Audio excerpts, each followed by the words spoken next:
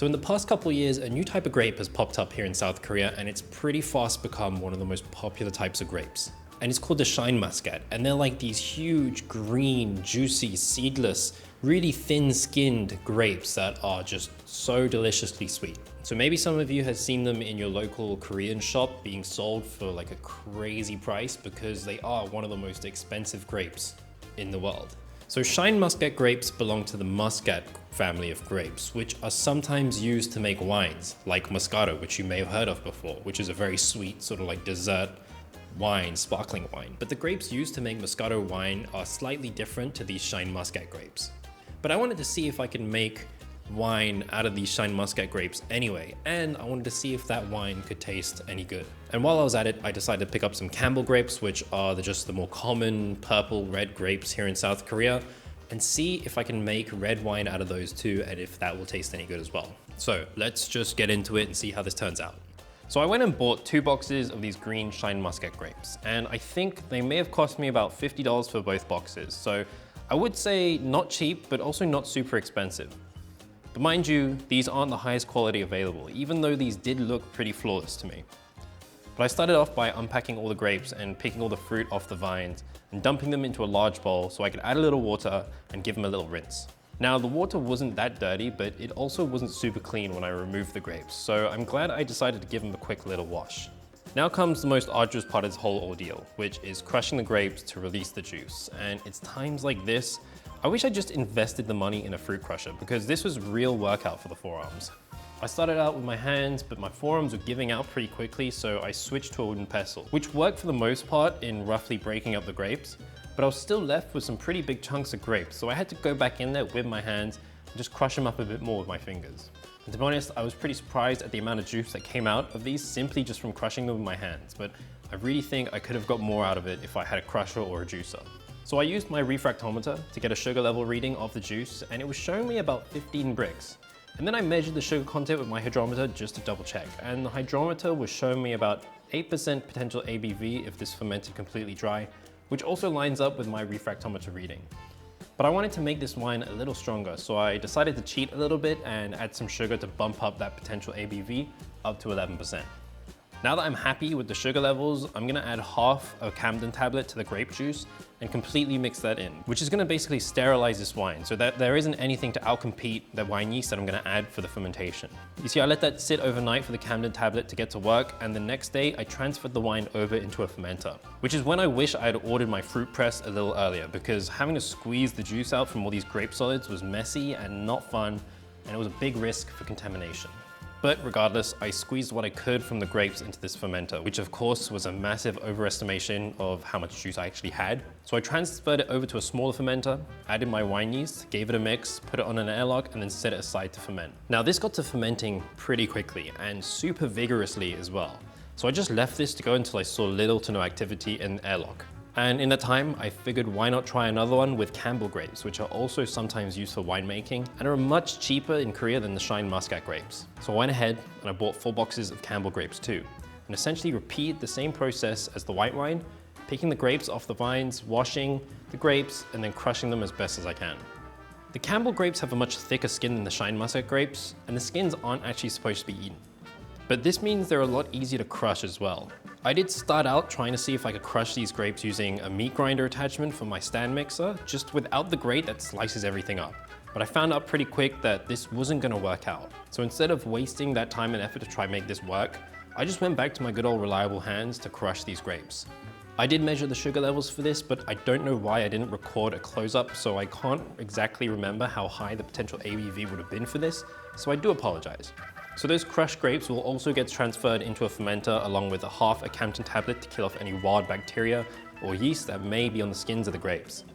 And I'll set it sitting overnight for that Camden tablet to get to work. And the next day I'm gonna add some of my wine yeast, mix it up, put it on an airlock, and then set this aside to ferment. And you may have noticed I'm leaving the pulp and the skins in the juice, and this is just gonna get some of the tannins into the juice, which will hopefully give this wine some more body. But what I will do is push down the skins for the first few days. Now, after what might have been like 3 days, I decided to separate the skins and the juice, and what prompted me to do this was this white stuff on the top of the skins. Now, this isn't mold, trust me. I checked it thoroughly. but actually calm yeast, which isn't a terrible thing per se, but it can make this taste bad. So I wanted to separate the skins from the juice quickly. But here's where I think I may have screwed things up a little bit. I decided to squeeze the juice out of the skins and add that to my main batch too, and that's where I think I may have reintroduced the calm yeast instead of actually removing it. Regardless, I put the juice back into the smaller fermenter with an airlock and then set that aside to ferment. And this is where things started to go downhill for this wine. As you can see here, when I opened this up a few days later, and this white film appeared on the surface of the wine. Now this is classic calm yeast, and calm yeast tends to form when there's contamination and air contact. So I tried my best to save this, even transferring to another fermenter where the wine could have as little air contact as possible, trying my best not to transfer any of that calm yeast on the surface. I even took this a step further and used my CO2 carbonating kit to displace any oxygen that is in the fermenter before putting the airlock on. I set that back to ferment for what felt like a couple weeks, and during that time, the white wine was fermenting along great, with no signs of contamination. But when both the wines started to show reduced activity, I decided to revac them, which just means to transfer them to another container. And since most of the dead yeast and other sediment has settled to the bottom of the fermenters, it means we can transfer only the clear wine at the top. And with the white wine, I'm gonna put that in the fridge to cold crash, which should clear it up a little bit more. So this is the red grape wine, which did have a bit of a calm yeast problem, but hopefully it's not hugely a problem. I'm really hoping this tastes decent at least. It smells really, really grapey. It smells really fruity. Sweet, but it's fermented completely, so there shouldn't really be any sweetness left.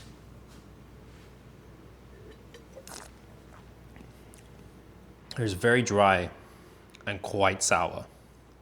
It really hits on the back of the tongue and on the sides, but really tastes nothing like wine. I think the call for this one is to just put this back into a vessel, let this keep just doing its thing, and just hopefully it just turns into a nice vinegar. I might leave it open so it reduces down a bit, but I don't see this being drinkable in any way as an alcohol, so it should make a delicious vinegar though, for sure.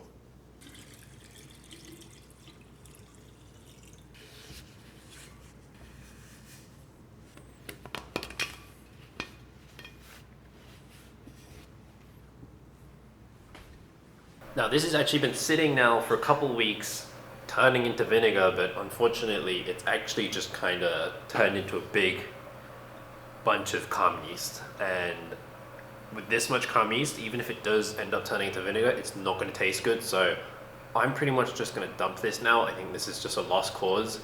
I would like to try this again, but grapes are kind of going out of season now. So if I can find some red grapes, I will try it again. But for now, this was a failure, the red wine. It's also like doing this weird thing, like this sheet, it looks like a sheet of whatever this is, but this was floating on the top. I'll pull this off for you. It was floating up top here, and then once I picked it up to move it over here to film, I guess it agitated it and it just fell to the bottom like that. As you can see, that's a lot of calm yeast. It's not mold, definitely not mold.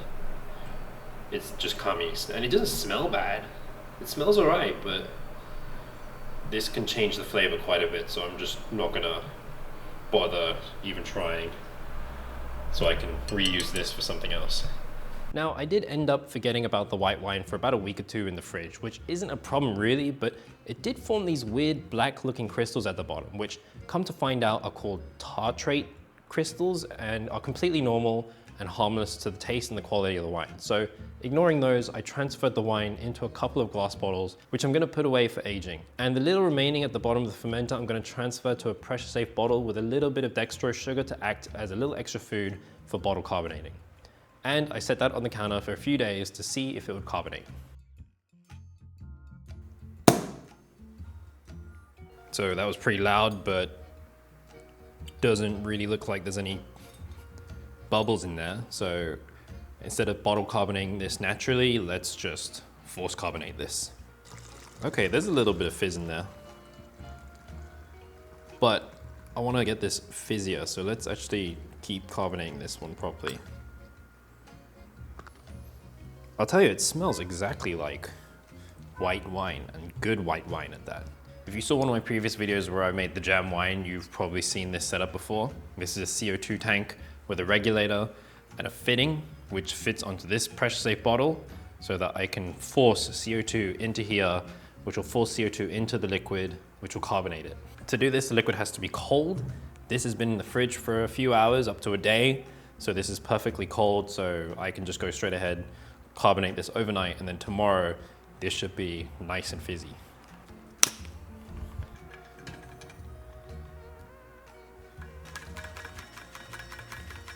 What I think maybe, because it has carbonated a little bit already, I don't actually need to leave it overnight. I can probably just shake this for a few minutes, force some more gas in there, and then this could be quite nicely carbonated in a few minutes.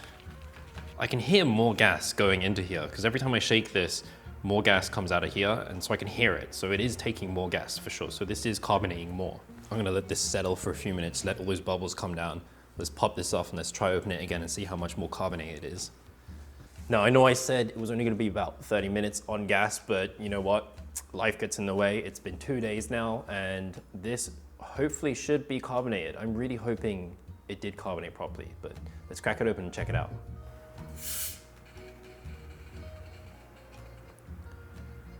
Okay, that's promising.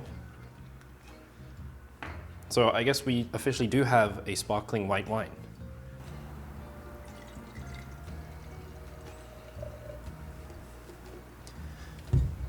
And that is sparkling too, although it doesn't look too carbonated. It smells really light and fruity, but let's give it a taste. It's quite yeasty, but actually it doesn't taste as unpleasant as it did when it was like first done fermenting. So I'm wondering if just letting it sit there for a bit, kind of let it, I don't know, smooth out. But it's still quite yeasty, but I think that could be fixed with some filtering as well, some low micron filtering. But I don't have one of those filtering systems at the moment. I want to buy one. So hopefully I should buy one of those and we can filter some of this wine too and see how it tastes. But it's got that dry sort of tartness to it as well, which is quite nice. But you know, overall, not a super unpleasant wine. I reckon I could drink a glass of this, although I wouldn't want to drink too much of this for the rest of my night. Considering, you know, everything I did probably wasn't perfect, I think that turned out pretty decently. And again, if you enjoyed this video, let me know in the comments, and if you have any suggestions for other things to try out on this channel, leave them down in the comments. And until next time,